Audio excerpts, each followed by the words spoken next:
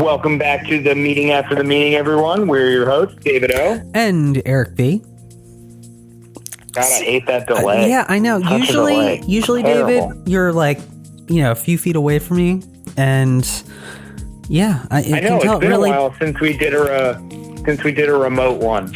Yeah, I could tell it was bothering you a little bit in the pre-recording session we just had, where you felt a little off. Like you were a little far away, and I think that just I do. Yeah, it's okay. I miss you, Eric. All right.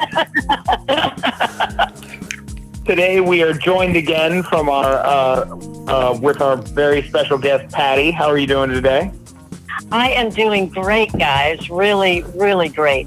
I'm actually talking to you guys on the road because I'm in New Zealand, where we have opened up because we've got a really good government that dealt with this really well.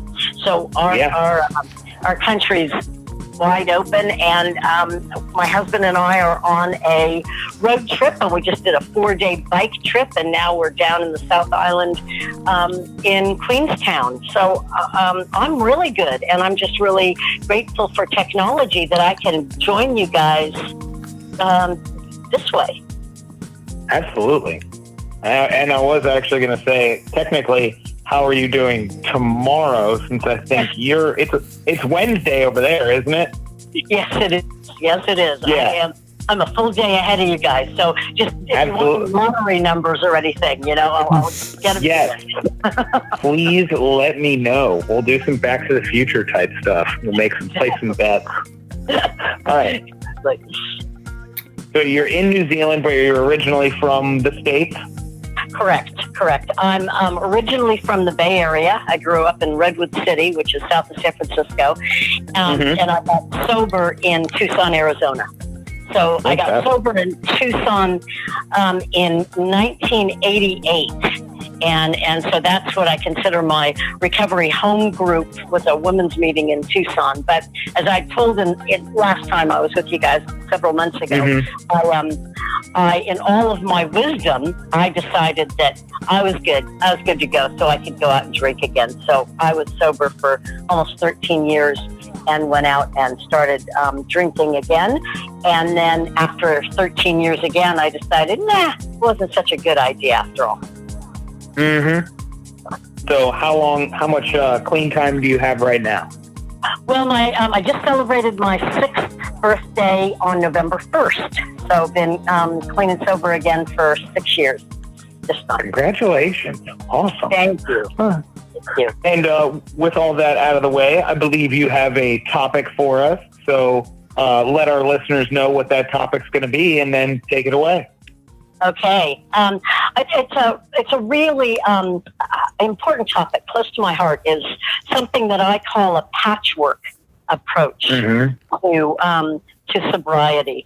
Because, to be honest, one of the reasons that I went out again in the year 2000 after being clean and sober for almost 13 years was because I got really, really tired of I live in a small town in New Zealand, and there weren't a lot of meetings, and the meetings that there were, because I got sober through a 12-step program, and the meetings were very pedantic and very conservative, and a lot of old men that were big book thumpers that when people expressed emotions were told, shut up, read the big book, and don't pick up. And that was about the extent of it. And that didn't work for me, guys. It just did not work. And so eventually I decided, fuck it, I'm going out again. And I started drinking again. And, totally self-will run riot. I just figured, well, I've done the reading. I know my shit. If I just do the 3rd step prayer every morning, I'm good. Yeah, totally. Yeah, totally. And then, we'd have a few drinks. And that went on for almost 13 years. So 13 years in and then 13 years out. I'm really grateful that in those 13 years, I didn't hurt anybody too bad. Didn't, get in any accidents. Didn't, do what could have been done. But it wasn't real good for my health and well-being or that of my family. But getting back to patchwork, which is where we were. A patchwork approach to me means that I don't depend solely on 12-step. Because when I went down that route and all I did was depend totally on the 12-step and what was available in my town, I ended up going out again, and that didn't work for me. So what I had to do after realizing, okay, drinking sure as shit isn't working, I had to figure out a way to make it work in a way that was fulfilling and life affirming, I guess is the best way for me to put it. And patchwork approach to me means I need more than just the 12 steps. Telling me, read the big book, practice the 12 steps, and don't pick up and you'll be fine wasn't enough. So what patchwork means, I've got to choose different areas that I need. So a big one for me was therapy. I need a lot of therapy. I grew up in an really insane family with addiction, alcoholism, father left, emotionally not present, et cetera, which a lot of us know the drill. And so I need, it was almost, not almost, it was traumatic. I didn't know that at the time. And even when I first started therapy, I certainly wouldn't have called my upbringing traumatic until I understood more and then said, yeah, it was. And then I also really needed to find, I guess what was the most important piece, or the piece I really realized when I went out, and then realized I needed to have a group to connect with that were also on the same path as me. And that connection is what I needed. And what I found is when I only stuck with certain AA groups that were available in my town, I didn't feel the connection. Most of the people I was not aligned with. So spiritually, anything. The only commonality was that none of us wanted to drink, and it wasn't enough for me. So what I ended up doing, and that really worked for me, and that I touched on the last time we spoke, is I met another woman who was in the 12-step, who had gotten sober through 12-step, and she had quit going to meetings for the same reason that I did. And so we created our own group, and we said, this is open to anybody with any addiction that is looking for connection.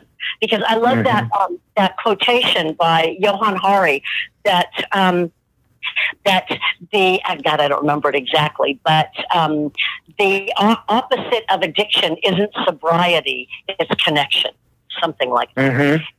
And that I needed that connection with people that were like-minded and also on a path not wanting to numb out. So I have a lot of connection with friends, but that still drank a lot of wine and still, went out for beers, etc. So weren't really looking for that same depth that I needed. So, that was a big part of the patchwork that I needed, was finding a group of people that were on the same path that wanted that connection. We use the 12 steps in this group, but it can be anybody with any addiction. So we've got people in there with food, with a lot of, drug addicts, and people that their drug of choice was alcohol, but that have a range of addictions. And as soon as it was open like that it wasn't so pedantic, this room is if you use alcohol, this room is if you use drugs. Don't blur.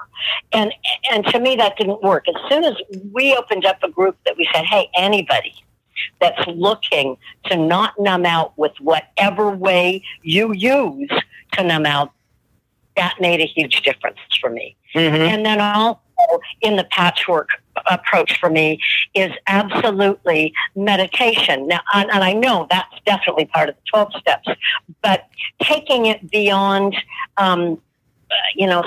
strictly doing it because you're doing the 11th step. It's like, for me, a very strong spiritual connection and meditation that I don't even know how to say it. I don't want to say bigger than the 11th step because that's not accurate. But that's a piece of my patchwork, I guess, is the best way to put it. And just gosh, what else would I say? A lot of reading is important to me. So I guess a curiosity would be one of the patches in that patchwork quilt. A curiosity, a desire to learn. For example, one thing that this just happened today, so this is really fresh. I get a newsletter from an organization called Greater Good out of Berkeley, and their newsletter today was an interview from Tammy Simons on Sounds True. I don't know if you guys are aware of her, and she interviewed a woman who wrote a book about people that are identified as H as in horse, S as in Sam, P for Peter, HSP, which is highly sensitive people. And highly sensitive. Oh, yeah. Do you know this? No, I'm one of them. Okay. So you're aware of it. Okay. Anyway, so this book, my daughter-in-law, which I instead she doesn't call me her mother-in-law, where I'm sort of like her other mother. She started talking about it because somebody recommended it to her, and she said, "Oh my God, it saved my life." And so she's not an addict, and so they're not in the book with HSPs. They're not connecting addiction to it. However, what was the name of the book? Look up HSP, highly sensitive people, and I can. You know what, you guys? I will email you the link that I just got in my email from Greater Good that interviews the author of the book. I think the name of the book is just Highly Sensitive People, HSP, I think, but I'll send it to you so that you have the link and you can look it up and possibly post it if anybody else is interested. But that's a great example of my patchwork, for example. She is not identifying addicts in this book.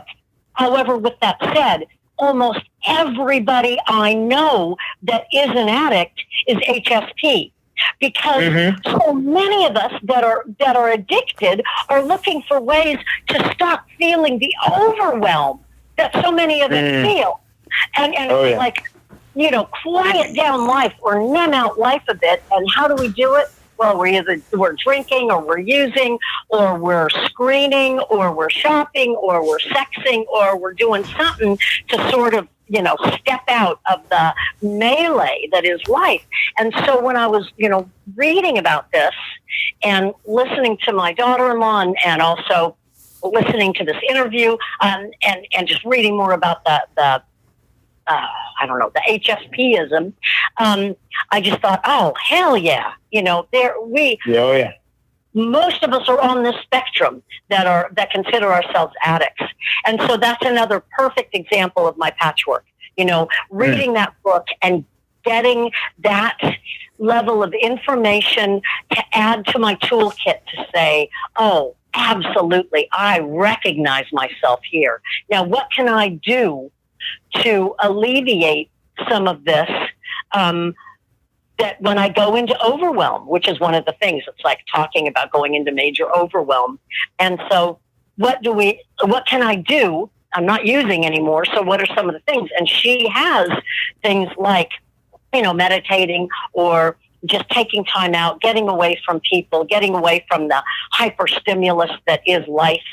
And so, you know, that's another great example of it. So constantly being curious about, okay, what else is there? Who else has tools that are going to add to this? Because for me, the 12 steps weren't enough. All right. Awesome. Well, we definitely have some questions. I have some answers. I hope they match. I hope so. So Eric and I have a very similar idea to yours. Like, it started with, well, I'll talk about patchwork real quick, and then I'll go on to that. I agree fully with you on the needing more than the 12 steps. And it took a while for me, like a good while. I've come to really look at my recovery as really a living, growing thing, and in my mind, it's a tree, and the roots of my recovery really are 12-step based. Like those are the roots of my recovery, and that's fine.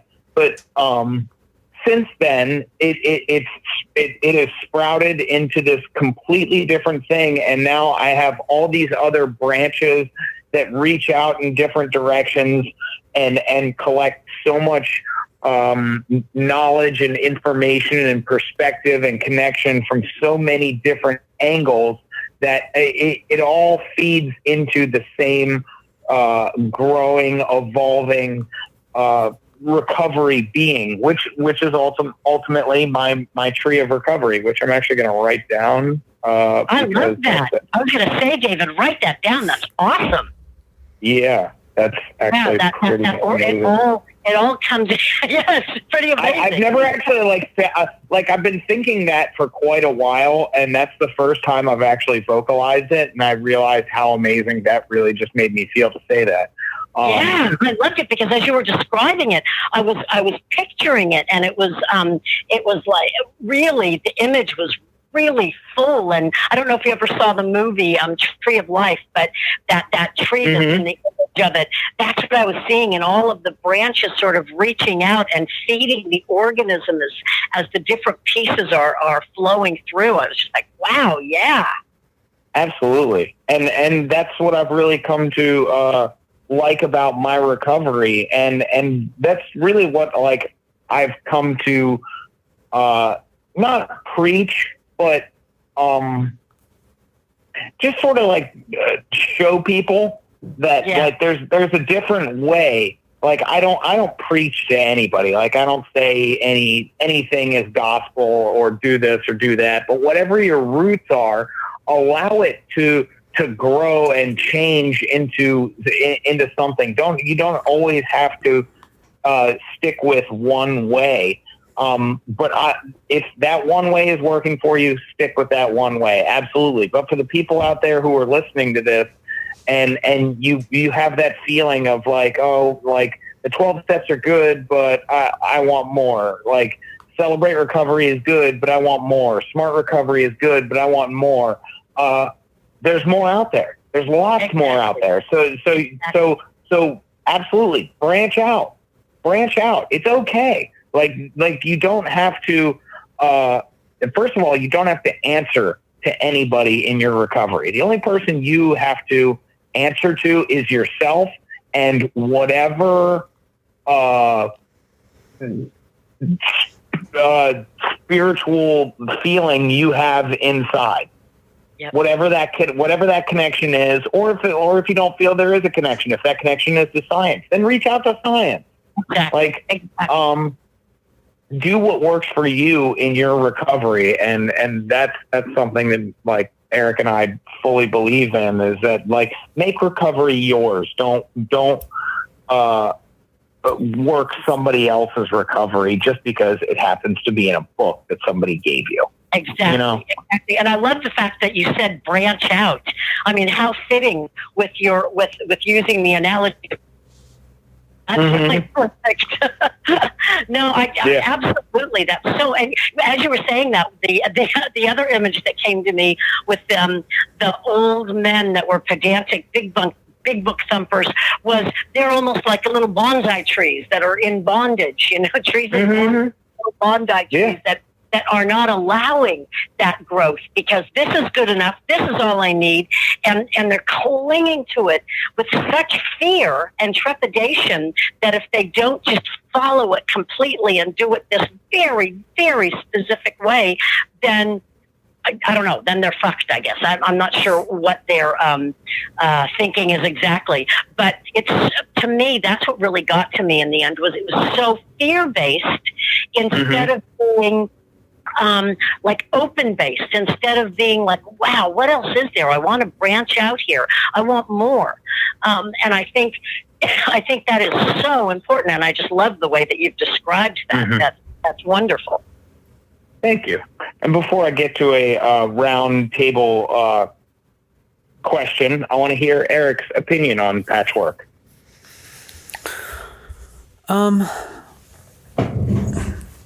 So I think, you guys kind of summed up patchwork. But what I'll do is I'll just share kind of on my personal approach to recovery and how,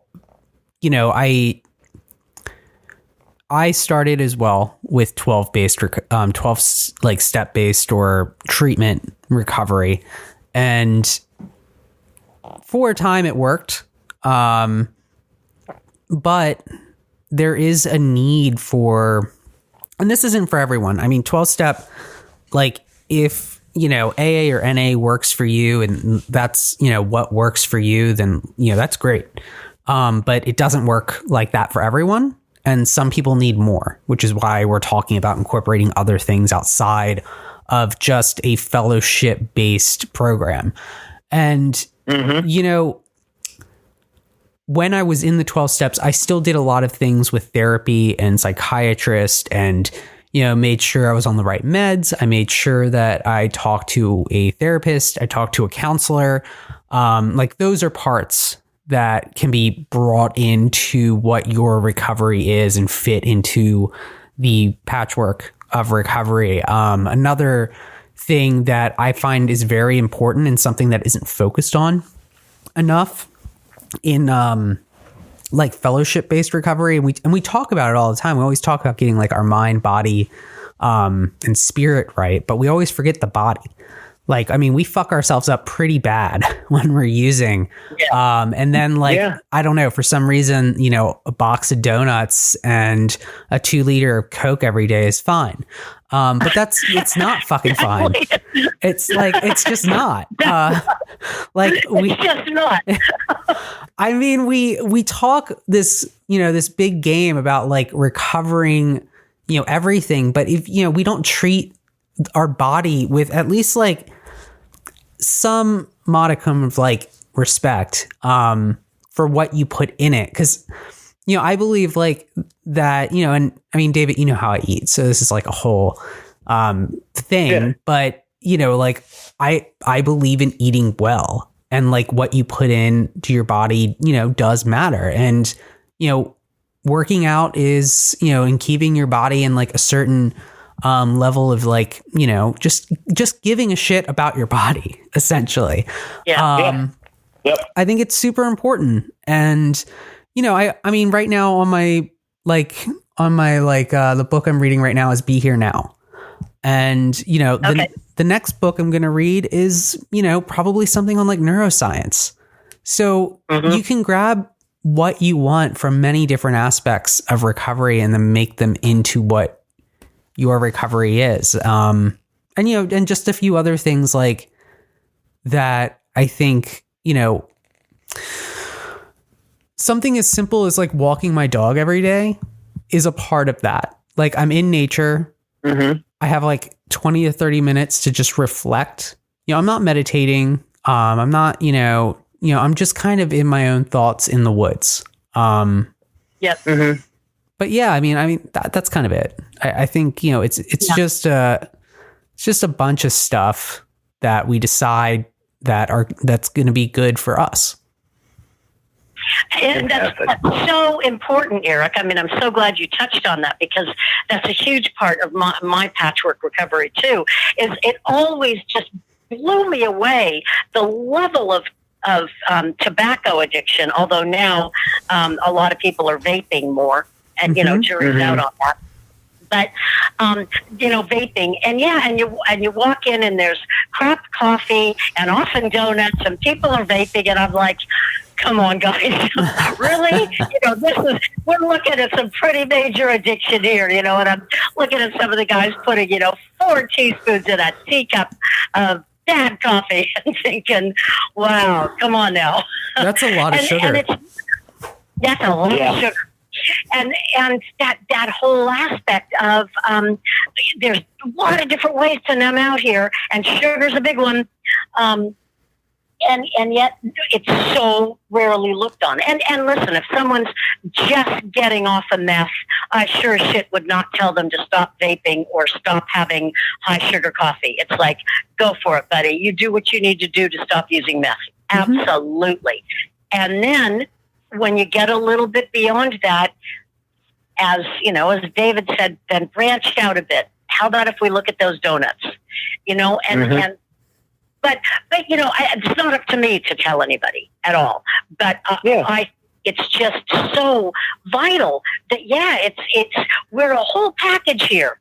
And just because you're meditating with step 11, if you're doing all that other shit and eating really poorly and sitting on video games all day and vaping, you're missing something here. You're missing something, and that's massive. And so I'm really glad that you brought that up, because that is so. It's another way for people to not be present, to shove whatever is going on way, way down. Yeah, absolutely. Yeah. All right, now. My discussion topic. See, Eric and I have kicked around an idea or a phrase that is very similar to patchwork recovery. It started with patchwork, and then I don't know if somebody said this to us, Eric, or we came up with it. I can't remember now. For the sake of this, I'll say we came up with it.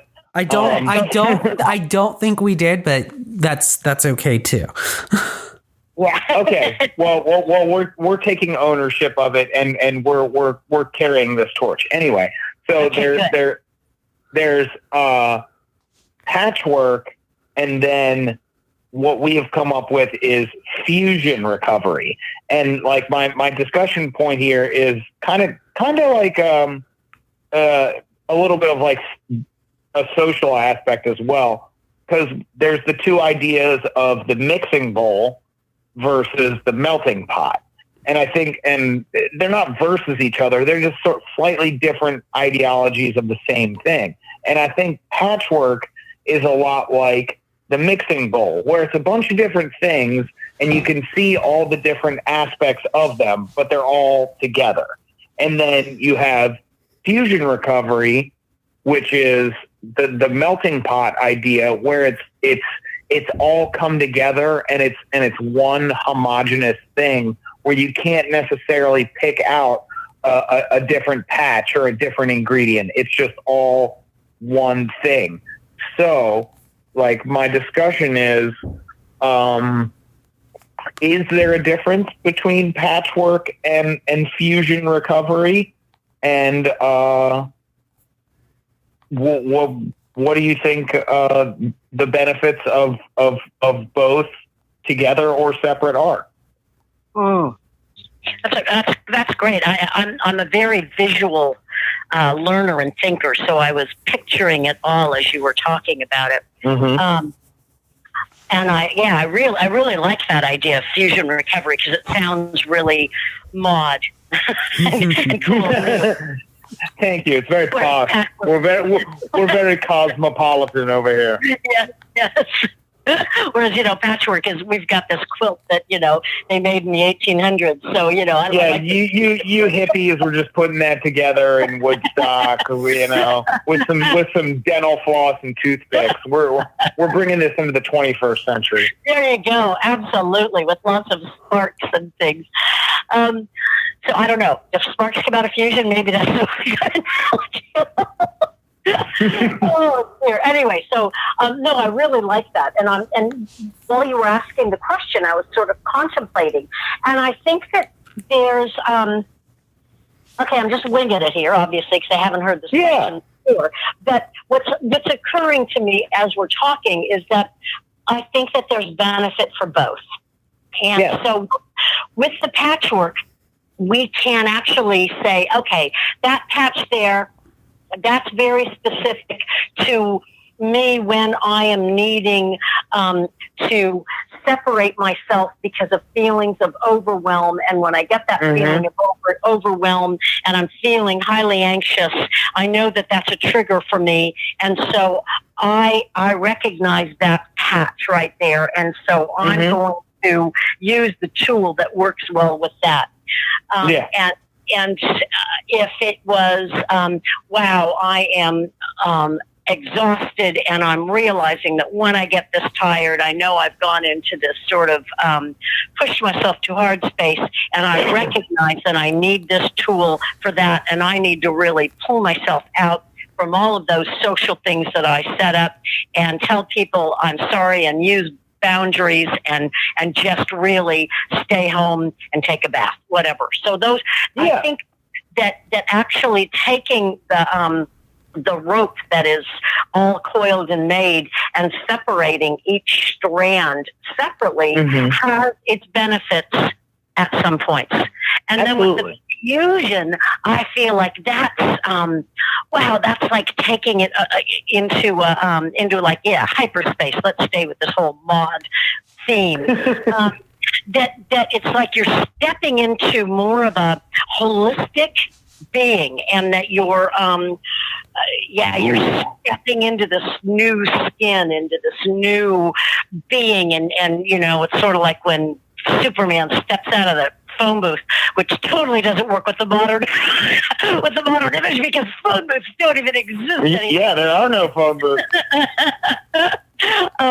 But stepping into that new skin, and it's sort of like it's all just flowing together, that it's all just very fluid, and you're not identifying one or the other, because you are just in your body and just sort of fused with it, and know from that whole feeling, from that whole being, right, I'm just stepping out right now. And you don't have to be able to identify that patch of, okay, I'm tired, I need to make a boundary, I need to take a bath. Instead, you're totally within and fused in your body, and you just flow like mercury into that bath without having to tear it apart and figure out why. You just know. Yeah. And in that knowledge of, right now, I don't need to know all this stuff. I just am. And because I am, I'm in this very fused space of, fuck off everybody, I'm taking a bath. So I like it. I'm like, you can't see me because we don't have cameras on, but I'm like in this whole flow thing. My whole body is just sort of. You're just very liquid right now. Very liquid. I love that. I think that's just awesome. And I think that actually, I don't know what occurred to me. This is what popped into my head, so I'm going to say it.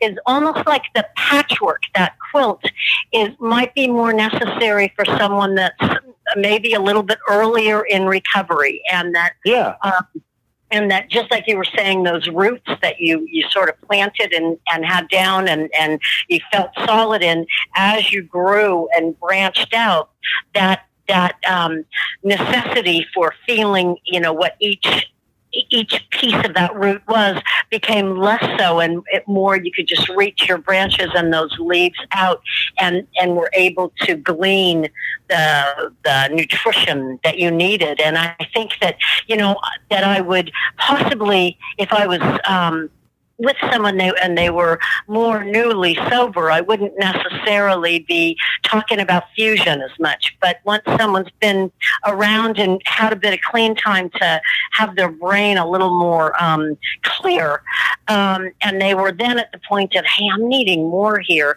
I think that whole fusion and liquid idea is, wow, I really like it. Yeah. Mm-hmm. All right. Yeah.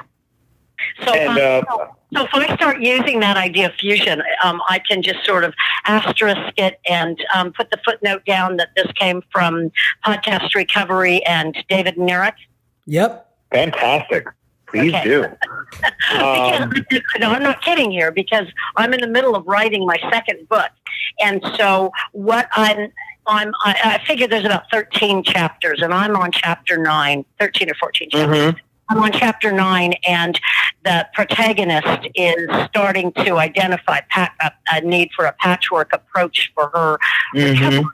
So I would love, with your guys' permission, just to refer to you guys and say perhaps that the character was listening to some podcasts, heard this podcast, refer to you guys and say that you guys mentioned, and I won't go into all the details, but fusion, and have her say that, wow, that's really cool. But I won't do it unless I have your permission. Of course. Absolutely. Okay. Absolutely. And before I kick it over to Eric, I want to say a little bit. First of all, Patti, have you? I'm going to ask you a question. Do you know how tall a tree grows? What? As high as it possibly can. What is that? Right. Okay. I think it was a trick question. No, I mean, it sort of is, but because people always look at me kind of silly. And a tree grows as high as it possibly can. Trees never grow by half measures. And I've always really loved that analogy, because it's just another living being. And just given their environment, they're going to do everything that they can possibly do to grow as tall and wide and strong as they possibly can. And I strive to do that. I strive to grow as much as I possibly can. And I think, Patti, you were on to the fusion thing without even knowing it, because you talked about having that group where everybody came into that same spot. And that's really that melting pot. Because like in my mind, like patchwork is like somebody who like goes to an NA meeting, and then the next day they need to go to a gambling anonymous meeting, and then the next day they need to go to a sex anonymous meeting. So they're visiting those different patches, and that's perfectly fantastic. But with fusion, it just like you were doing, you were homogenizing all of them. You were bringing them all into one collective where we all came into the same room, and you couldn't identify the cutter from the overeater, from the smoker to the sex addict. So it really was more of that fluid, mercurial kind of state, like you were saying. It was all just one cohesive group.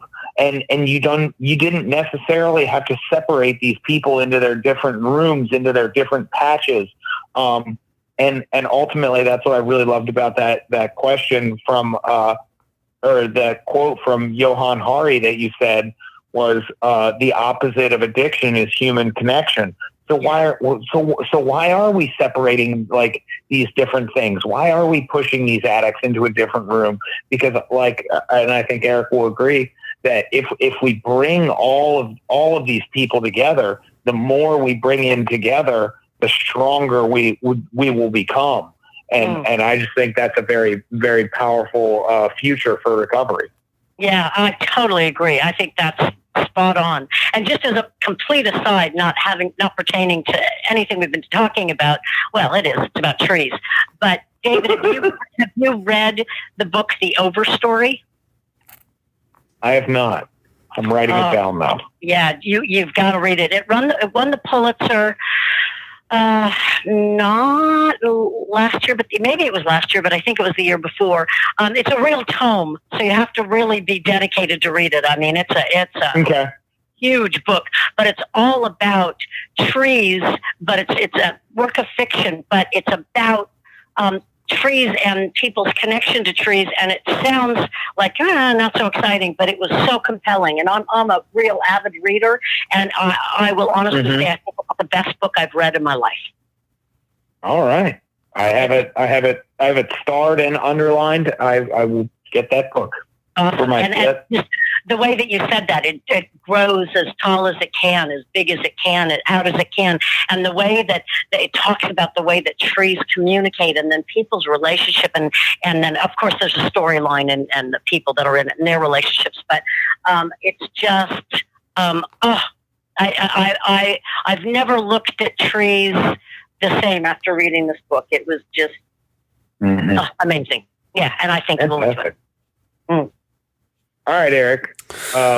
What have you got? But before that, I get to that, Eric. When she was talking about the highly sensitive people, I think there's one for you, Eric, because it's called the highly sensitive brain. And I think that's what you are. You're such an intellectual person that I think you are actually a sensitive mind to all that's going on around you. So maybe that's a book for you. You're too kind, David. You're too kind. I mean, just thinking of you, buddy. You know what, Eric? It's really interesting. I was saying to you guys that I called her daughter-in-law. My son isn't married to her yet, so my son's partner. She read the book. She said, oh my God, and said to my son, "This is so you too." But, look at it in terms of your intellect, because he's very intellectual as well. And he really related to it because of that highly sensitive brain, high stimulus. And so that's what I'm hearing David say to you, Eric. I don't know you personally, but, and Lucas really related to that. So, yeah, for what that's worth. Cool. So, wait, let me think about this. First off, it's hard to follow you two on your answers. So I will do my best here. I think what I want to stress, and, being 40 minutes into this recording, I hope, people are still on with us. But, what you were mentioning, Patti, about how patchwork is something you would do, maybe a few years into your recovery, where fusion is something you do later on. And I think that's important, right? Because I think like the thing to stress about this is, when you reach a point of desperation and, you can't see any way out and you need to cling on to something. Yeah, there's definitely a time, and we've all been there, when the bottom is rough, you need to cling on to something to get out of that hole. And, it's all right to cling on to the fellowship, and that will work for a while. But when you start to bring in other things like patchwork, and, David, you were talking about going to like SLA and GA and AA. And, you can even take that further and be like, go to yoga. I think education is another part of our recovery. We're recovering parts of our life that, we might have forgotten that we enjoyed, or, or we're building new parts of our life in order to give ourselves and our family a better life. So like, I consider that recovery. So you might start doing those things, but I was thinking as we were talking, like, you could even say like, Al-Anon or, children of alcoholic, like, there's a lot of people just in Al-Anon from what I know, and I have not been to an Al-Anon meeting, but you do have some cross like fellowship, cross boundaries with AA people. So, that might be like a small example of what we're talking about, where you're having like some crossbreeding for a greater good. But, and of course there are people going to Al-Anon that aren't, crossbreeders, but there's a lot of people who, if you, stay in a fellowship long enough, you might start, sponsoring enough people where Al-Anon or Nar-Anon might sound like a good idea. Or you might have kids that have, those issues, or family, but, you're seeing like multiple sides of it. But I think getting to a point where we can go to a place and openly talk about our method of recovery with another person, not be judgmental and not be angry, and take something away from both of those interactions. I think that's the goal. Is we're looking for, and not to say there won't be like debate on what's right and what's wrong, but no fighting, no arguments, like nothing like, is this $1 we can really accept in the basket? No, none of that. Yeah. Just like, because like I've been a part of those home group conversations. There's nothing that sounds more lame to a newcomer than us arguing about $1 that was given by like a mom. So yeah, it doesn't look great. But yeah, I mean, that's pretty much. No, it's not a good look. No. Yeah. But like, that's pretty much all I'm like saying is I just think that, you know, I don't want to call it like different, you know, I don't know, like your bachelor's is your fellowship, and then like you get to like patchwork and you know, you're going for your master's, and then it's like, all right, we're about to get our doctorate. Let's go to fusion. So I don't want to say it's that, but you know, you're picking up recovery skills and incorporating them into your life. Although with you as the intellect of the group, I really like how you immediately went to going from a bachelor's to a master's to a PhD. Sorry, that just really fit. See, we bring it back around, right? We bring it back around. No, you know what? I really want to bounce on something that you said that I think is so imperative. That, yeah, with the newcomer, the last thing you need to do is start dissing the 12 steps if that is what they are holding on to get out of that hole. And that is so, so important. And I really want to honor you for bringing us back to that, because if someone's listening to this podcast and they're newish in recovery, you know, we're getting very esoteric and very, you know, we're really going into these other bits. And I do not in any way want to be saying that I'm throwing shade on the 12 steps, because it got me sober the first time, it got me sober the second time. And I, you know, I owe my life to it, because, you know, I was going down a real scary place. Totally. You know, as David said early on, if you get to that place where you're saying, you know, I need more for my growth, I need more for branching out, then that's kind of where we're talking about. And I think that's so important. And so, yeah, if there is anybody listening, there's no way I'm dissing the 12 steps. I'm just adding tools to that base, to that root base. Exactly. Yeah. And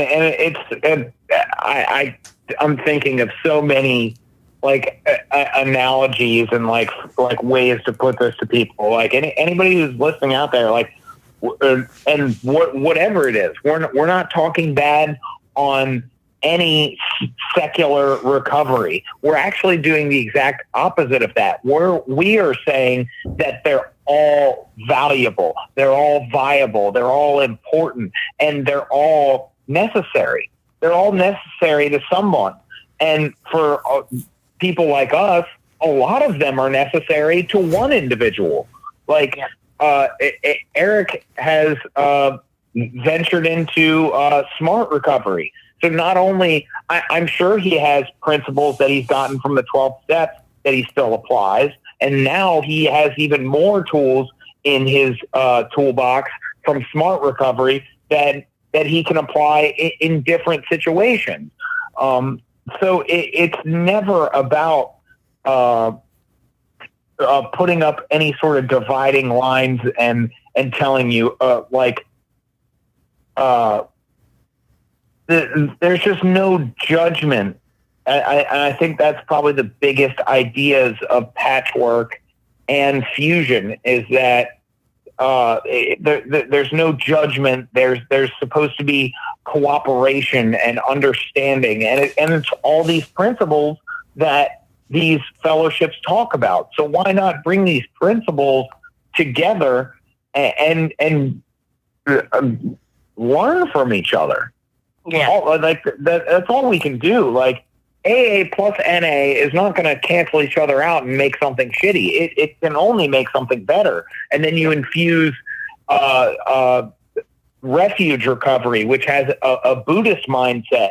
That can only open more doors. And then you have the smart recovery mindset, which is science-based, and the celebrate recovery, which is more biblical-based. Like, absolutely, the more avenues you have available to everybody that's in that room, the more possibilities there are.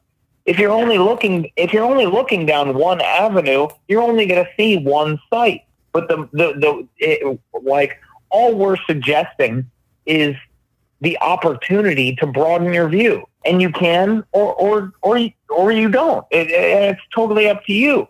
But just don't allow people in a secular mindset to hold you back from all the beautiful possibilities of recovery that are out there. Exactly.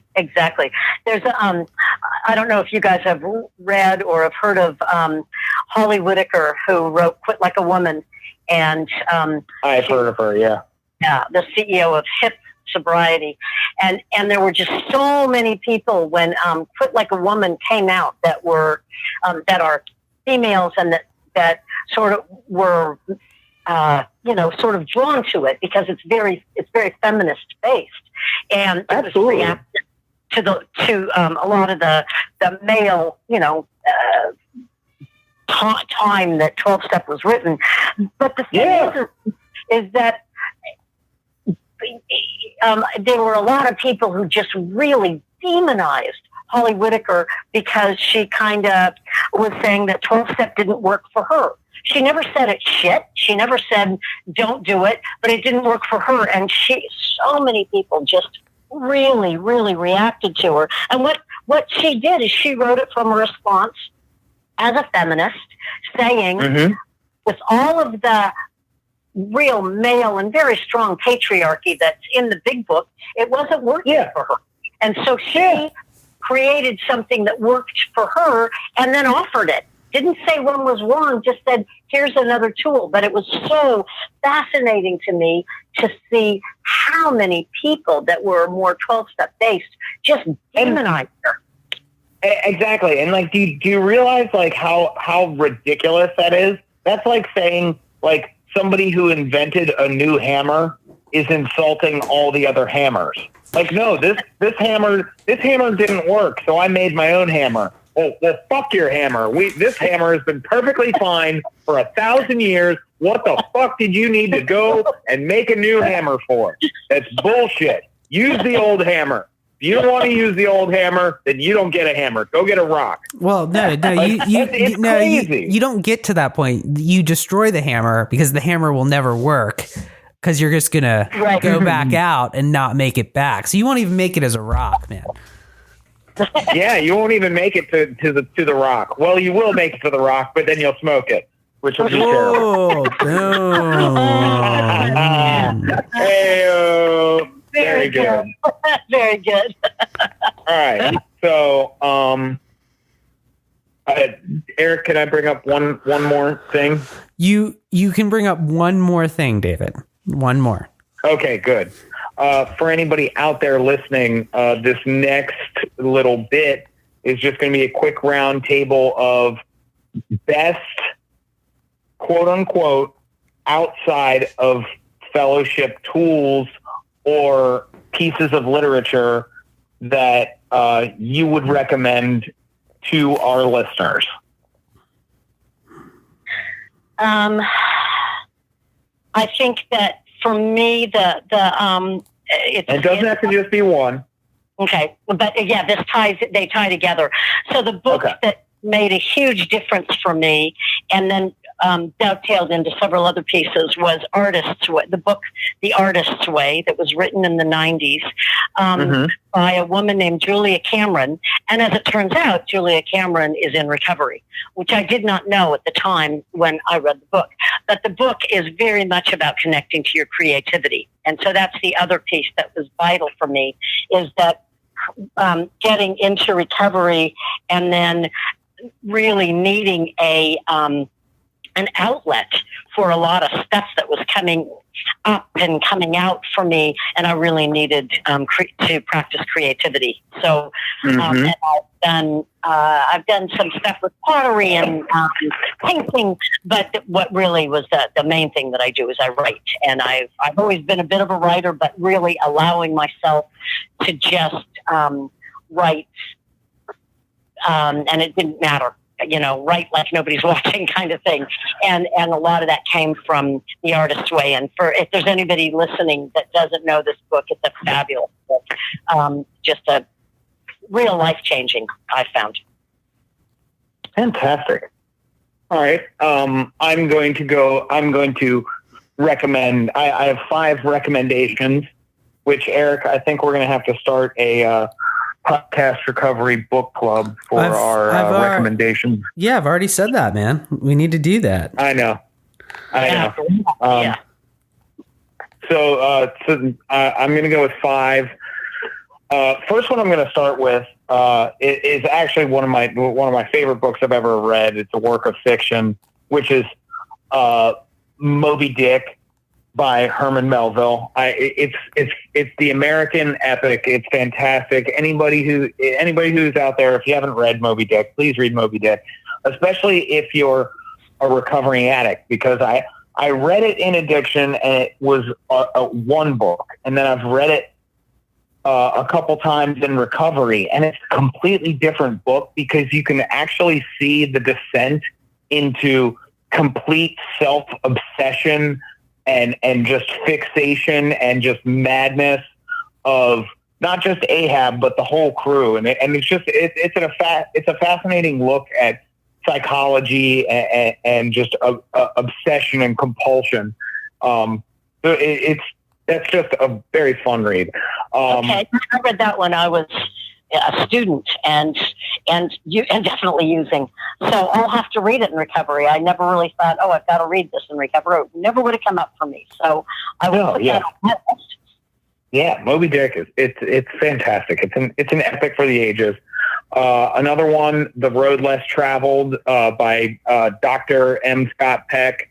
A New Psychology of Love, Traditional Values, and Spiritual Growth. It's number one. It's a New York Times bestseller. It's fantastic. Game changer. It's written in the 70s, I believe. Yeah, late 70s, early 80s. But it is. Yeah. And there's 2 or 3 subsequent books like that came afterwards, but. He's like a doctor of psychology, and just what he does with couples and addiction and the things he says were just absolutely mind blowing and huge for my recovery. The next one, Love Your Enemies by Sharon Salzberg. How to break your anger and just how to be happier was so pivotal for me because I was coming from such a place of anger and I'm a recovery hater. I'm a recovering hater. I've said so much hate that I'm recovering from as well, that this was something I needed. Dharma Punks, Noah Levine, who is the founder of Refuge Recovery, which is the Buddhist-based model of 12-step recovery. Fantastic. Like it's just such a cool take on the 12 steps and how it can be applied and not spun, but just sort of looked at in a different way. And another fun one is just Paddle Your Own Canoe by Nick Offerman, which is just fundamentals for delicious living. And those things have all been fantastic. Some of them more serious, definitely a lot of fun in Dharma Punks, Paddle Your Own Canoe, and Moby Dick. But yeah, like it just shows that there's so many books out there. We're in the age of information. Use all of it, please. Absolutely. Oh, I'm writing these down while you're talking. I hadn't heard of Dharma Punks. I like that. Great. Oh, Dharma Punks is fantastic. I think you'll really appreciate that. Very cool. Very cool.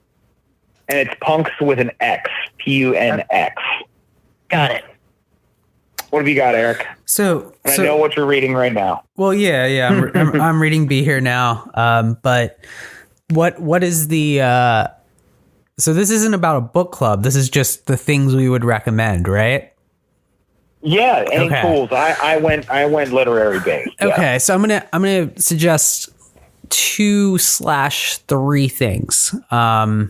One thing that was very helpful for me, and I'm lucky enough to have had health insurance, but seeing a therapist. There's a certain level of I don't know, like there's secure, like, okay, so if you talk to some people will say you don't need a therapist because you have a sponsor. That's not a sponsor's job. Yep. Like a sponsor's job They're is to take you. They are not. Exactly.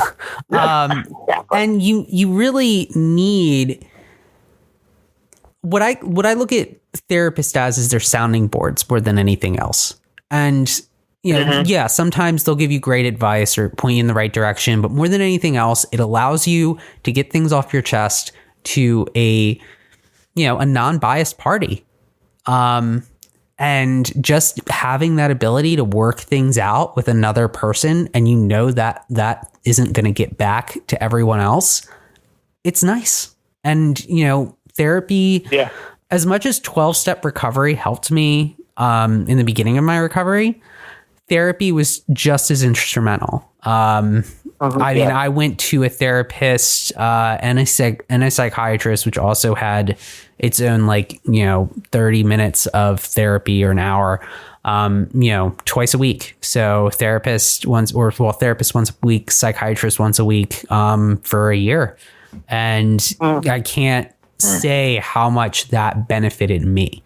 If that's not available, something else that benefited me, which coming from me is surprising, but when I was in treatment, I actually worked with a reverend through grief counseling. And I have to say, one of the best things I think I've ever done. And that's surprising coming from me because it's a reverend.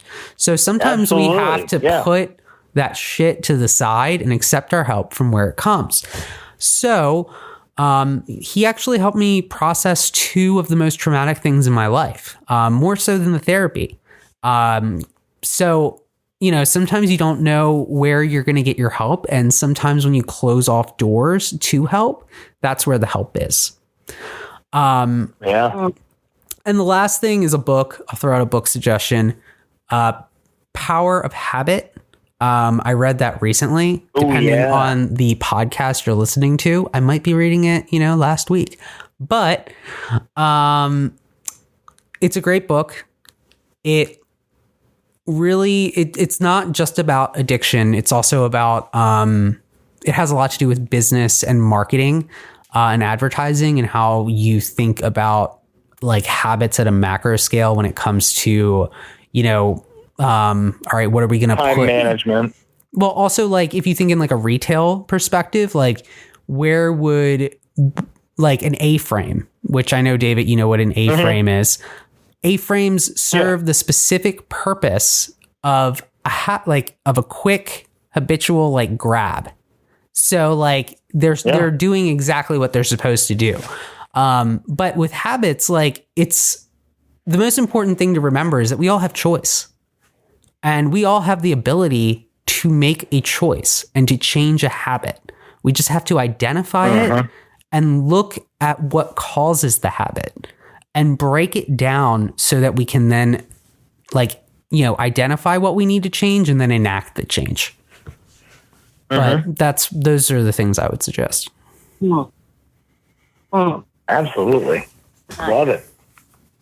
Cool. Absolutely. I am tapped out. Do you have anything to add, Eric? No. I think we've hit the end, David. Fantastic. All right.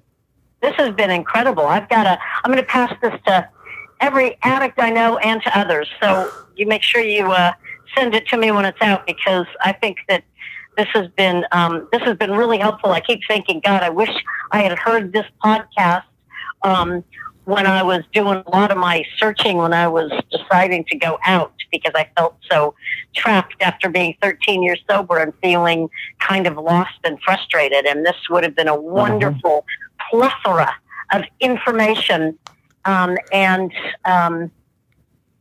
love, I guess, is the best word. Oh, absolutely. And the biggest part about podcast recovery is that this is truly a labor of love for us, because we are not millionaires getting paid to do this.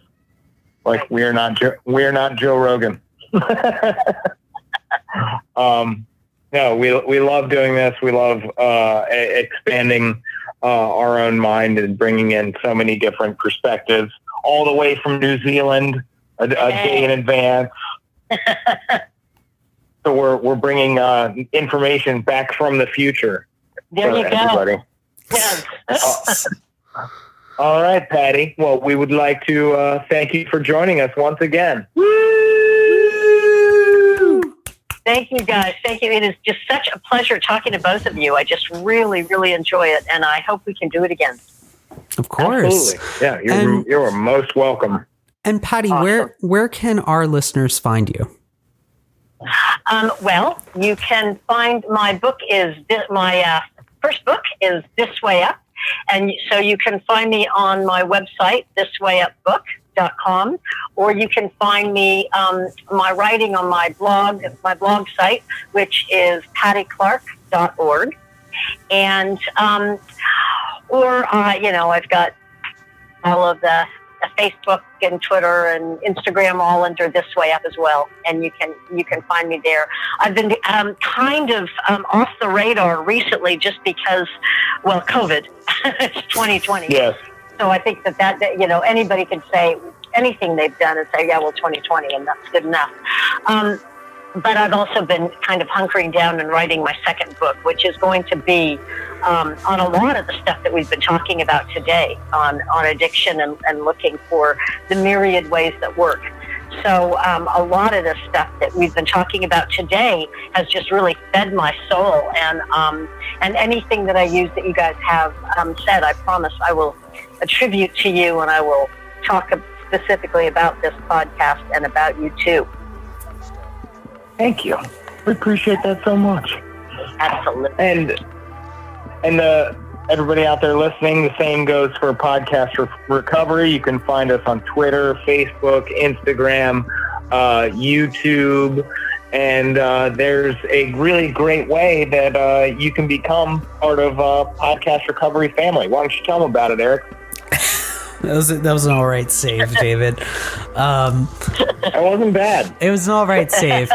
Well, here at Podcast Recovery, it was kind of game show hosty, though.